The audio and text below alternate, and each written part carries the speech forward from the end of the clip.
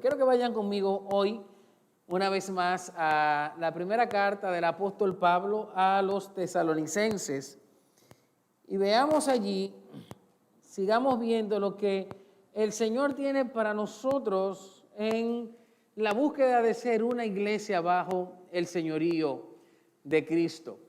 Vimos el primer verso la semana pasada y hablábamos de que esta carta a los tesalonicenses es una carta para nosotros. Se escribió hace muchos años, pero sigue siendo la palabra de Dios para nuestra vida, y es la palabra de Dios de forma tal que lo podemos identificar por medio de la autoridad que implican sus remitentes, el apóstol Pablo y su equipo de trabajo.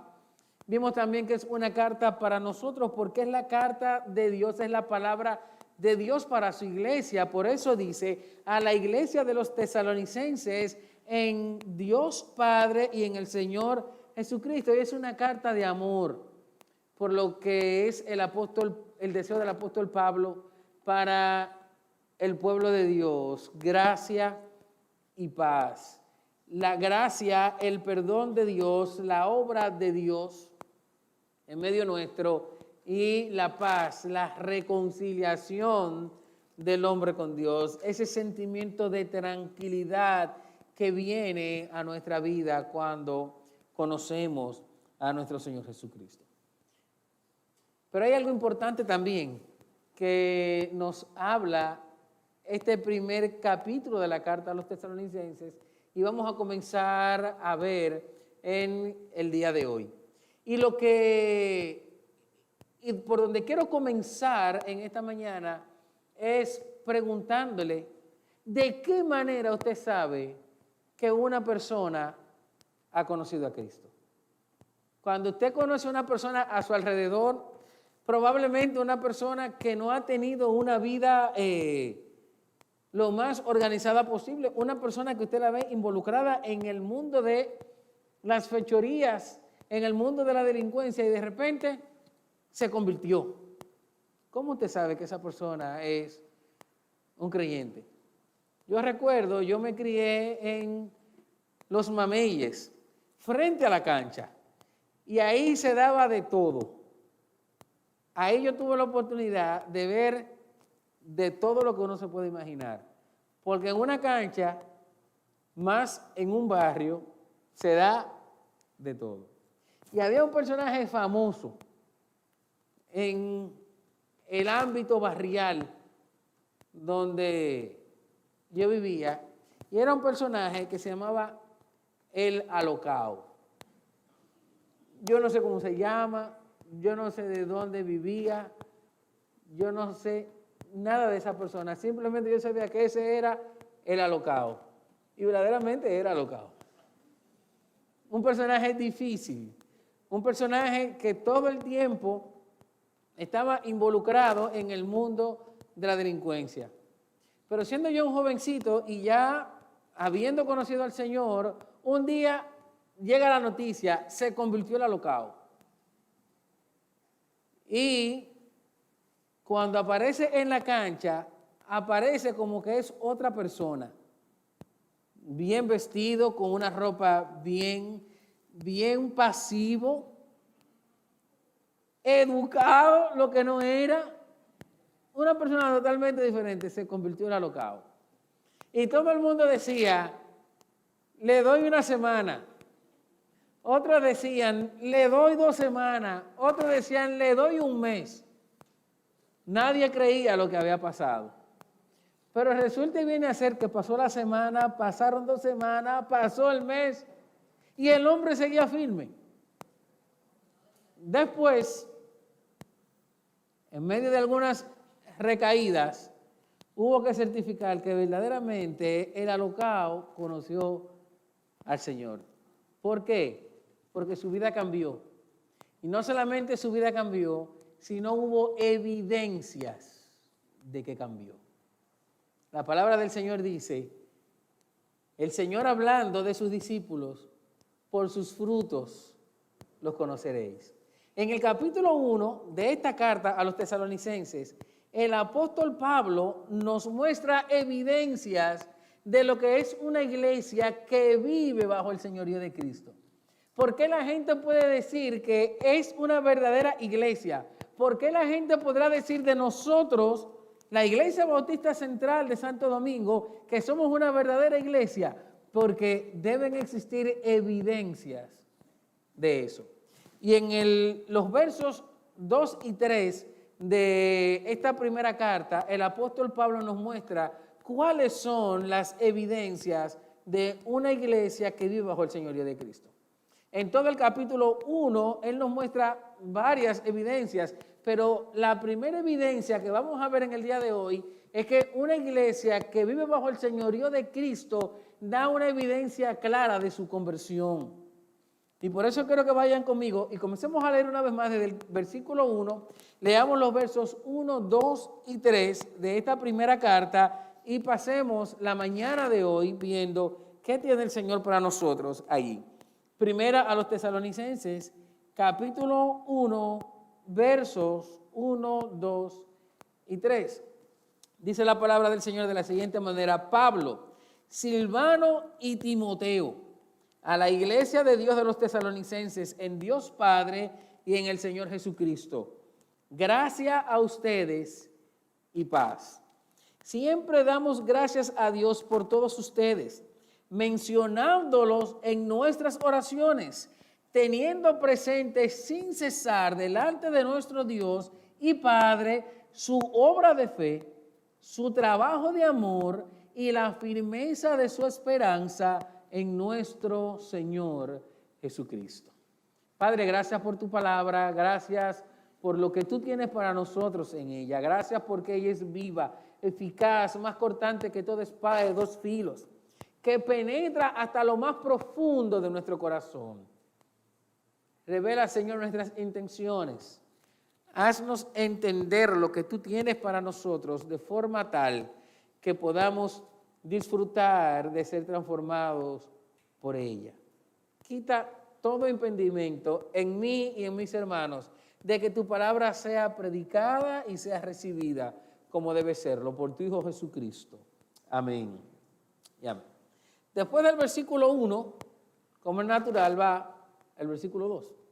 Y en el versículo 2, el apóstol Pablo comienza a presentarnos la primera característica de una iglesia bajo el señorío de Cristo, y es que ésta da evidencia de su conversión. Es decir, da evidencia de que quien gobierna la vida de la iglesia y la vida de los que conforman la iglesia es nuestro Señor Jesucristo. Aquí el apóstol Pablo nos muestra un corazón que se mueve en la esencia de la vida de la fe cristiana. La fe, el amor y la esperanza. Una trilogía que resume nuestra vida en Cristo y que debe estar presente en nosotros todo el tiempo. Todo el tiempo debe dirigir nuestros pasos. Debe sostenernos en los momentos difíciles de la vida. Debe transformar todo lo que hacemos de forma tal que nuestra vista esté puesta en la venida de nuestro Señor Jesucristo y en su gloria. Esta fue la vida que el apóstol Pablo le dijo también a los hermanos de la iglesia de Corinto. Él les dijo que para nuestra vida ahora tenemos la fe, la esperanza y el amor. Y eso es algo importante, mis hermanos, porque nosotros somos salvos por la fe en Cristo, obramos cada día por el amor que tenemos por Cristo y vivimos firmes porque sabemos que Cristo viene por nosotros. Tenemos esperanza en Cristo. Y esta es la vida que el apóstol Pablo reconoce en estos hermanos. Esa es la vida que el apóstol Pablo nos enseña a todos nosotros. Además, ese es el motivo de su gratitud por ellos. En el versículo 2, él inicia diciéndole, siempre damos gracias a Dios por todos ustedes, mencionándolos en nuestras oraciones. Esto era una práctica común. Dar gracia era una práctica común en las cartas del tiempo cuando el apóstol Pablo escribió. A los destinatarios se les recordaba que ellos eran recordados en oración delante de los dioses. Era una señal de amor y respeto por los destinatarios, es decir, por aquellos a los cuales se les escribía una carta. Y el apóstol Pablo usa esa misma fórmula en sus cartas, aunque lo hace en cuanto a forma, pero no en esencia. Porque mientras de manera común la gente era presentada a los dioses, el apóstol Pablo los presenta a ellos delante del único Dios verdadero, delante del Rey de Reyes y Señor de Señores. Y hacía esto por todos aquellos a los que le escribía. A los romanos el apóstol Pablo les dijo, doy gracias a Dios por ustedes. Se lo dijo a los Corintios, primero a los Corintios capítulo 1, versículo 4, el apóstol Pablo dice, doy gracias a Dios por ustedes. Lo hizo con los filipenses diciéndole, les doy gracias a Dios por ustedes. Lo hizo también a los colosenses, pero lo más impresionante es que el apóstol dice, doy gracias a Dios por ustedes. Siempre él estaba dando gracias a Dios por ellos. Algunos comentaristas dicen que esto era algo que impresionaba a los lectores, específicamente aquellos que venían de una sociedad muy pagana. Le impresionaba cómo Pablo podía hablarle a ellos y llevarlos a ellos delante del Dios verdadero a quien él les estaba presentando. Ponía a Pablo en un contexto que le decía, yo soy de ustedes, pero tengo algo mejor que lo que ustedes tienen, es que le tengo verdaderamente a Dios. Cuando Pablo dice, damos gracias, le está indicando una acción continuada. Es una acción presente que se mantiene. Él no está diciendo, yo di gracias por ti en algún momento. Él está diciendo, yo siempre doy gracias, estoy dando gracias por ustedes. Y hay algunas cosas importantes en cuanto a esto, en este verso número 2. Tenemos que ver. Él le dice y le muestra que su oración es algo constante. Le dice, doy gracias siempre. Es algo colectivo. No solamente el apóstol Pablo, sino su equipo de trabajo hacía eso. Él les dice, damos gracias. Él no está diciendo yo doy gracias, sino está diciendo nosotros, los que están conmigo, Silvano y Timoteo, damos gracias a Dios por ustedes. Pero era algo general también. Pablo no está dando gracias allí por el hermano que le caía bien, por el hermano que cuando él estaba en Tesalónica probablemente hacía cosas para agradar a Pablo. Él decía, damos gracias por todos ustedes. Pablo daba gracias por los corintios que se portaban mal, daba gracias por los filipenses que lo sostenían, daba gracias por los de Tesalónica que conservaban un buen testimonio y batallaban por la obra del Señor. Pablo dice, doy gracias por todos, es decir, estoy orando porque el favor de Dios sea con todos ustedes, pero también era algo puntual. Pablo no estaba orando de manera genérica, Señor, mira la iglesia. Pablo estaba orando por cada uno de ellos. Él dice aquí, mencionándolos en nuestras oraciones. ¿Saben lo que quiere decir mencionándolos en nuestras oraciones? Lo que Pablo está diciendo es, yo estoy orando por ustedes por su nombre.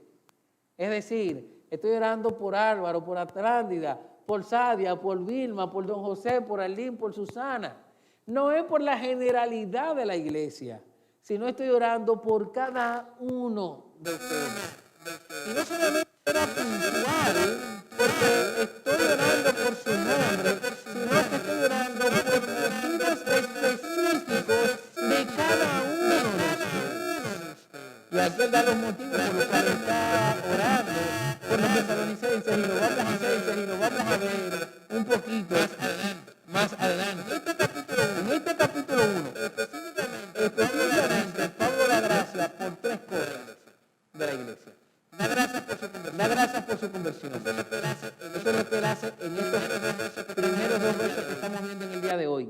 Y hace referencia a eso, a su conversión, por las cualidades que mencionamos hace un momento, porque ellos viven en la fe del Señor, trabajan en el amor de Cristo y esperan la venida del Señor. Pero más adelante, a partir del versículo 4, da gracias por el ejemplo de la iglesia.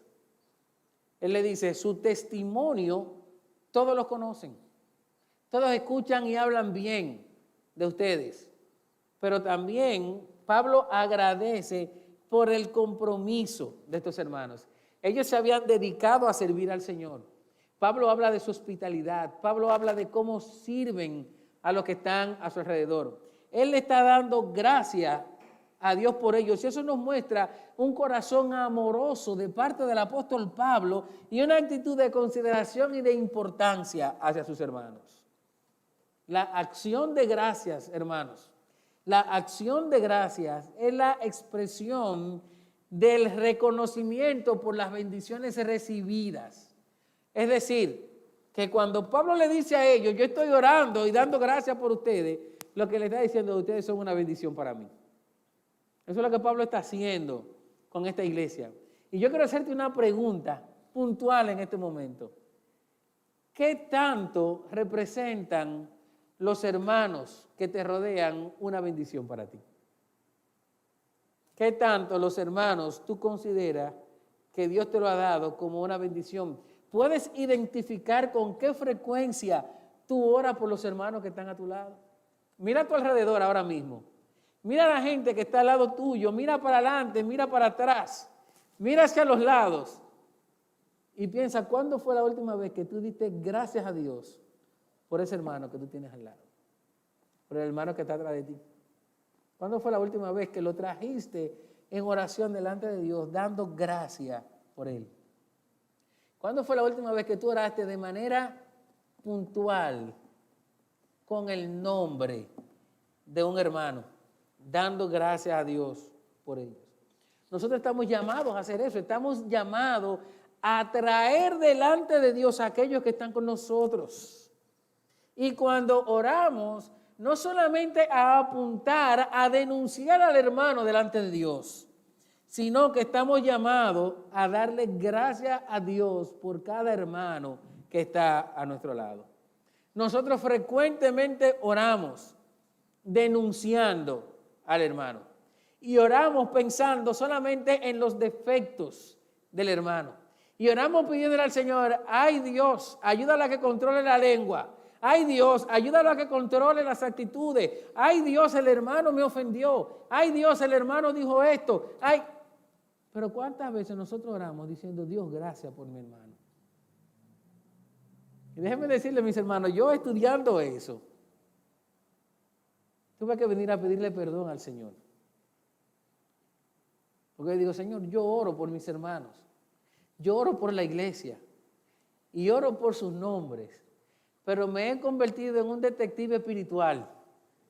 Donde además estoy orando, Señor, mira el hermano fulano.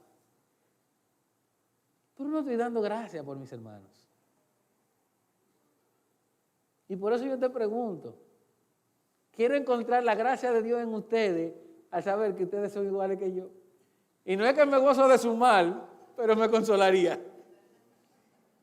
Denunciamos al hermano y denunciamos, pero no damos gracias a Dios. Y ustedes saben lo que pasa, que cuando nosotros estamos constantemente denunciando al hermano delante de Dios, nuestro corazón y nuestro pensamiento y nuestra oración se desvirtúa, porque entonces nosotros comenzamos a pensar en la paja del hermano y no en la viga que nosotros tenemos.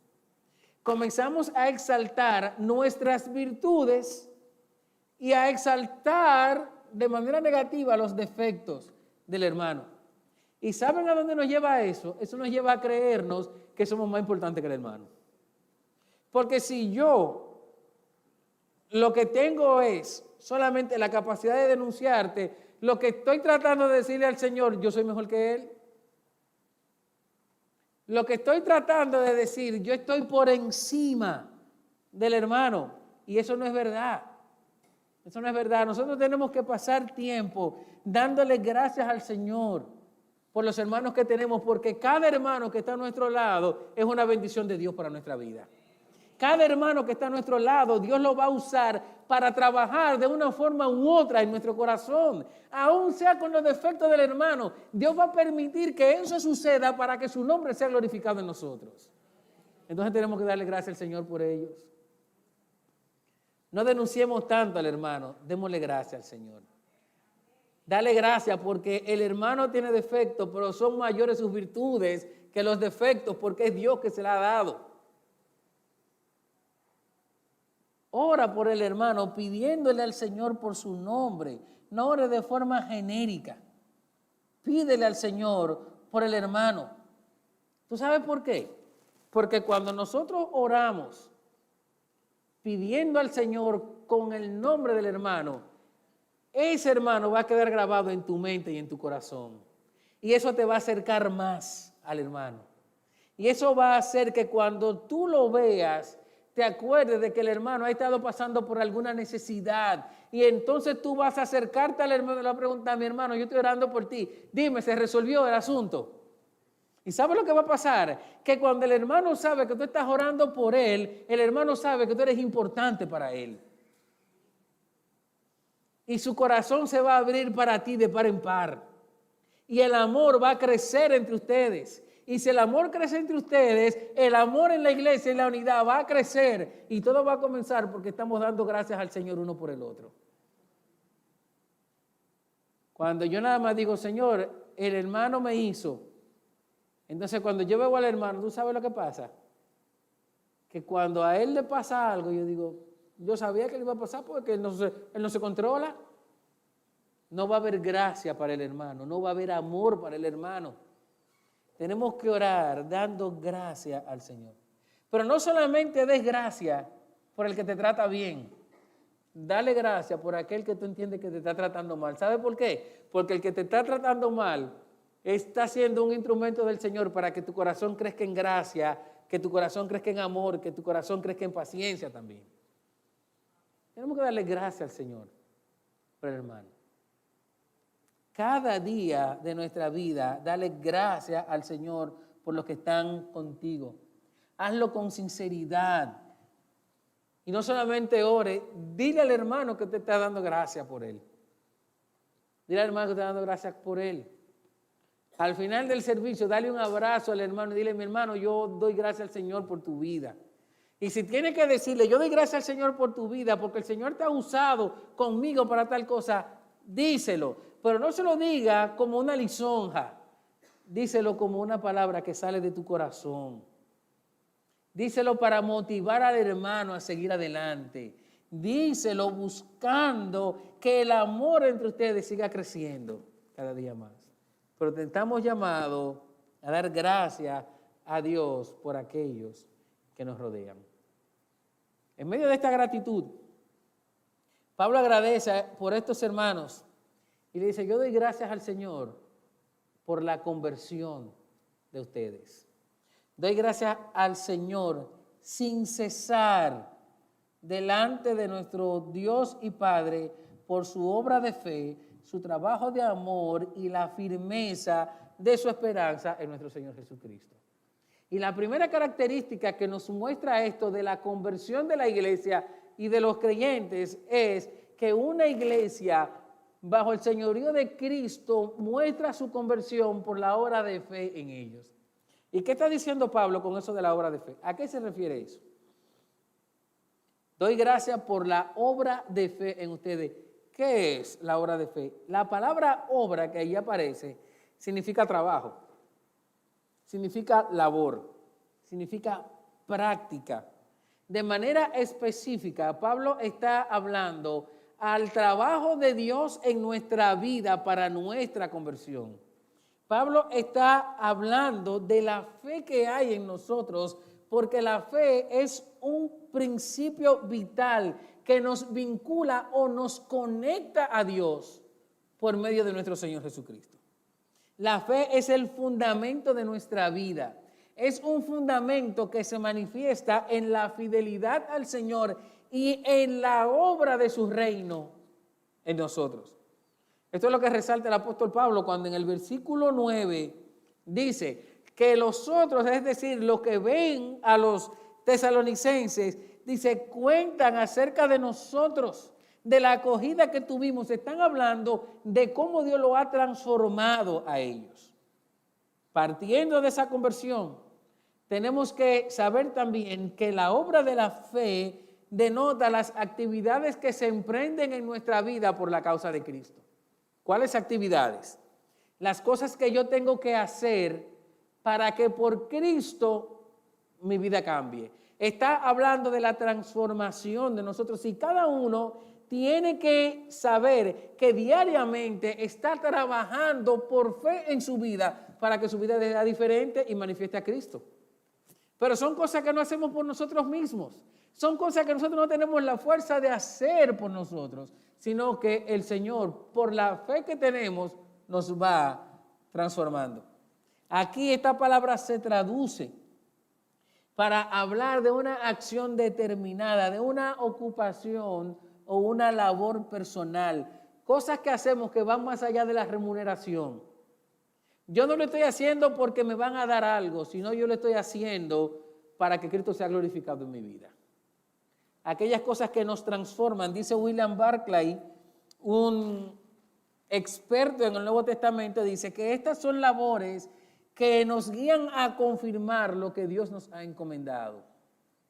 Lo que Dios está haciendo en tu vida se revela a través de lo que tú haces. Otro comentarista, David Hurt, hablando de esto, dice que son obras que los tesalonicenses practicaban como consecuencia de haber creído en Cristo. Yo estoy seguro que tú puedes identificar muchas cosas en tu vida que pasan o que suceden solamente porque Cristo está obrando en ti.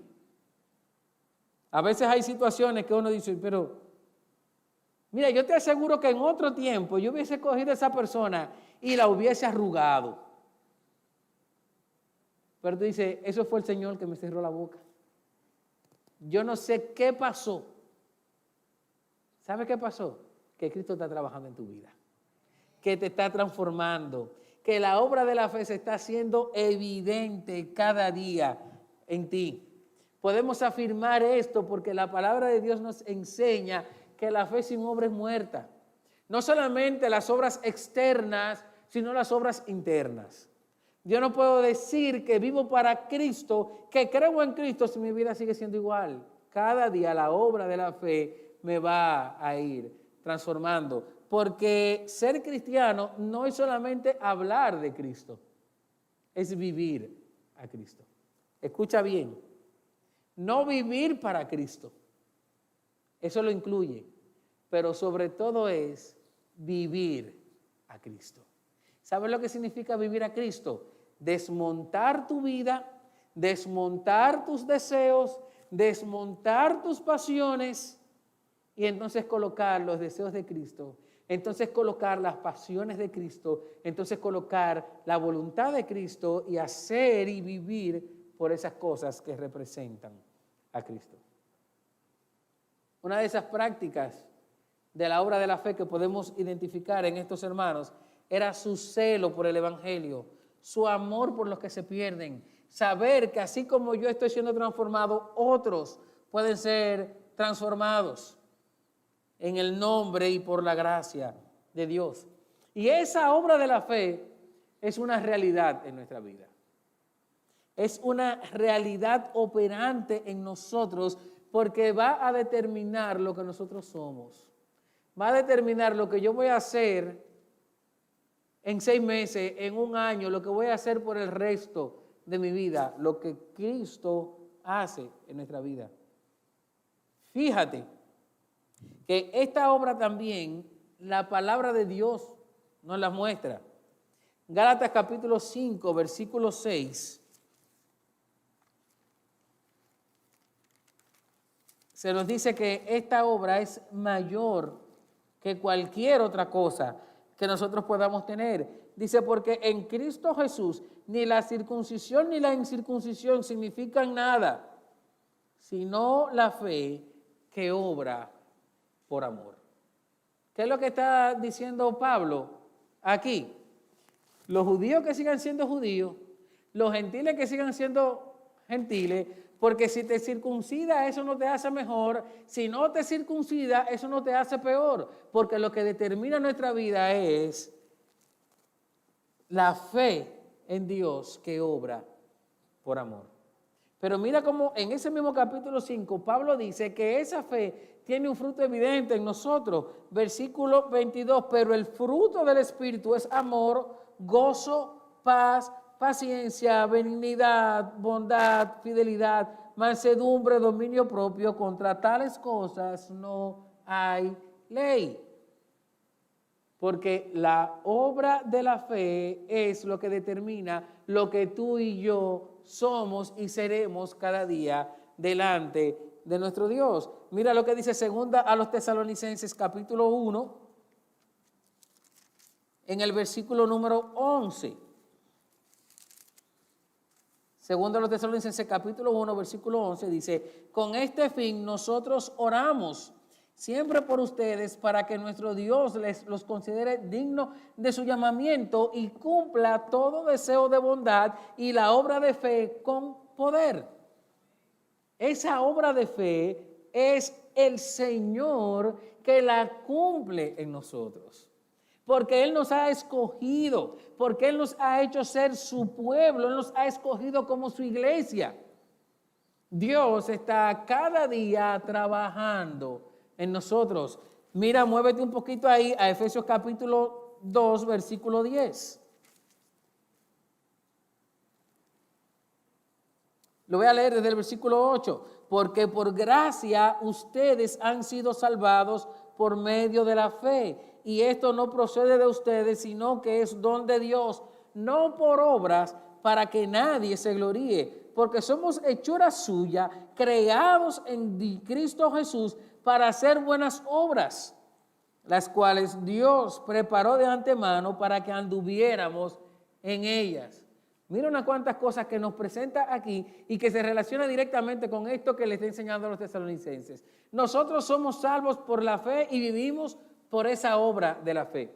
Pero esa obra de la fe se evidencia también, no solamente en las obras internas que hacemos, sino en las obras externas. Dice, somos hechura suya, creado en Cristo Jesús para hacer buenas obras. Pero esas buenas obras van más allá de simplemente lo que nosotros hacemos, sino que esas buenas obras el Señor las ha diseñado para que nosotros anduviéramos en ellas. Y entonces yo quiero que tú pienses en algo. ¿Las obras se hacen o se andan en ellas? Pudiéramos decir, las obras se hacen. Pero él lo que está diciendo es que esas buenas obras tienen que determinar lo que nosotros somos. Tienen que salir por lo que hay en nuestro carácter. Esas buenas obras son lo que determinan nuestro estilo de vida. ¿Por qué? Porque vienen como un resultado de la obra de la fe en nosotros.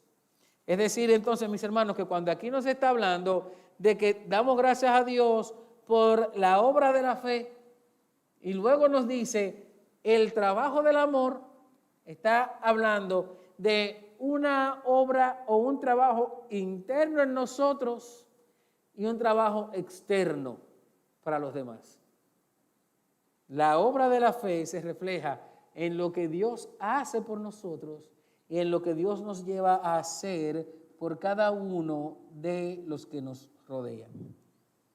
Eso es lo que el apóstol Pablo está diciendo aquí.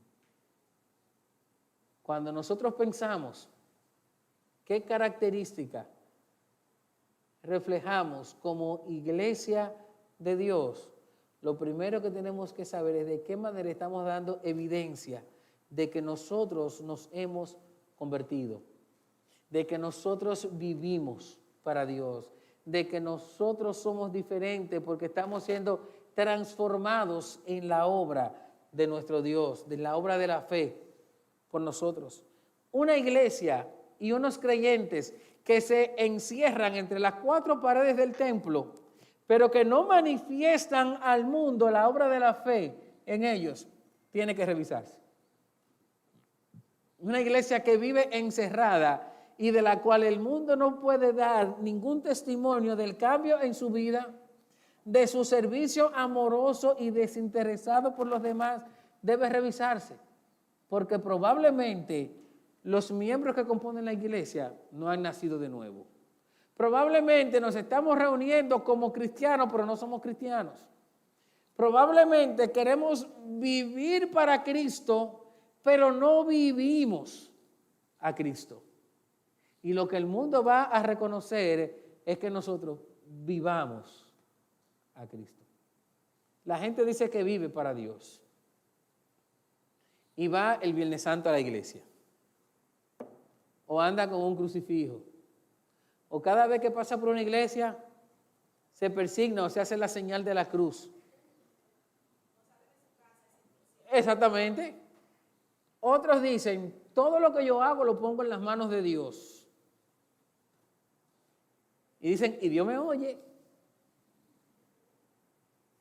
Podemos hacer todo lo que hagamos, pero nosotros no estamos llamados a vivir para las buenas obras, sino estamos llamados a vivir en las buenas obras, a vivir a Cristo, la obra de la fe en cada uno de nosotros. Cuando nosotros nos encerramos en las cuatro paredes de la iglesia, es muy fácil ser creyente, porque aquí todos hablamos el mismo idioma. Pero cuando estamos allá afuera y tenemos que comenzar como los radios viejos a coger señales para entender al mundo y para que el mundo nos entienda a nosotros, es ahí donde tenemos que dar una señal clara de que la obra de la fe se está haciendo realidad en nuestra vida. Es ahí cuando tenemos que revisarnos, porque si no lo hacemos, probablemente estamos negando la obra de Dios en cada uno de nosotros. Si tú te haces una revisión a conciencia en este momento, ¿de qué manera tú puedes identificar la obra de la fe en tu vida? ¿De qué manera puedes identificarlo? ¿Puedes identificar que verdaderamente Cristo te ha cambiado? No pienses en lo que tú haces. No pienses en las buenas obras que tú haces. No pienses en que yo soy bueno porque yo doy, yo soy bueno porque yo ayudo, yo no mato, yo no robo. No pienses en eso. Piensa si verdaderamente Cristo es el Rey de tu corazón y tú estás tratando de más que vivir para Cristo, de vivir a Cristo. Cuando tú vivas a Cristo, tú vas a vivir para Él.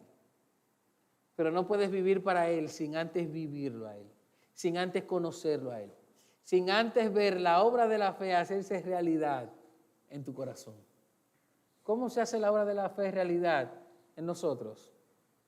Entendiendo que somos pecadores y que necesitamos a Cristo.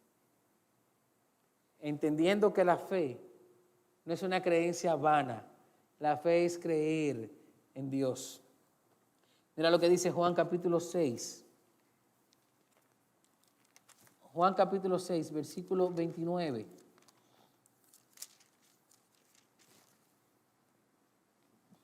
Dice lo siguiente. Versículo 28. Entonces le preguntaron, ¿qué debemos hacer para poner en práctica las obras de Dios? ¿Saben lo que le están preguntando a Jesús?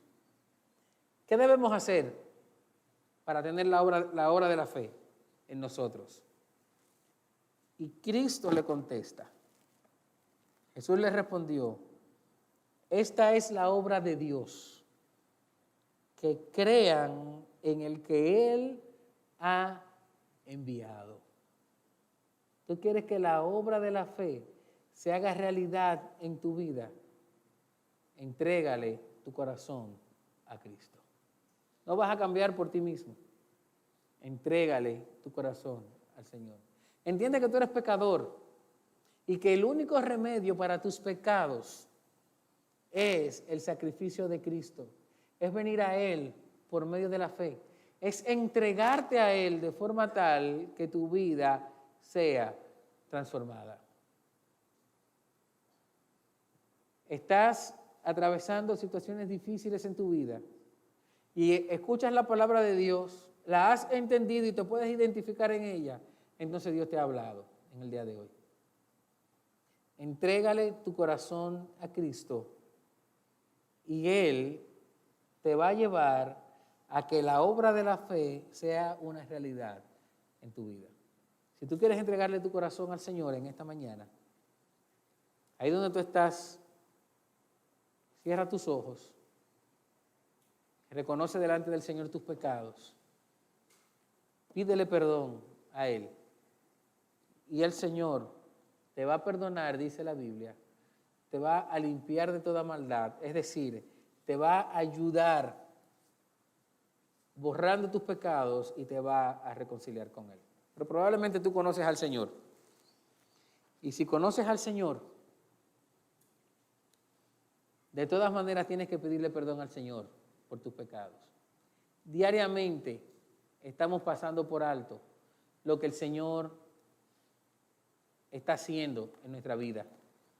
Diariamente estamos pasando por alto que quien obra en nosotros es el Señor y queremos obrar en nuestra propia fuerza. Y queremos hacer las cosas a nuestra manera y lo que necesitamos es hacerla a la manera de Dios.